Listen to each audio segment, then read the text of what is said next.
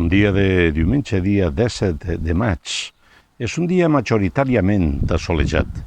En el calendari cívic recorda que este 17 de maig hi ha bona cosa de dates a destacar, ja que celebrem el Dia Mundial de les Telecomunicacions i la Societat de la Informació, el Dia Mundial del Reciclatge i el Dia Internacional contra l'Homofòbia i la Transfòbia.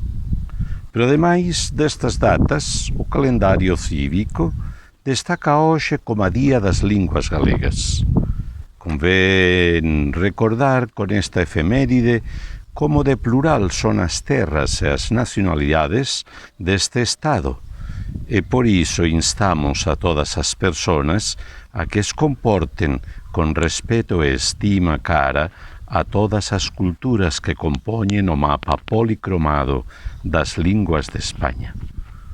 Doncs bé, en aquest dia 17 hem estat a 13 graus de temperatura entre les 4 i les 6.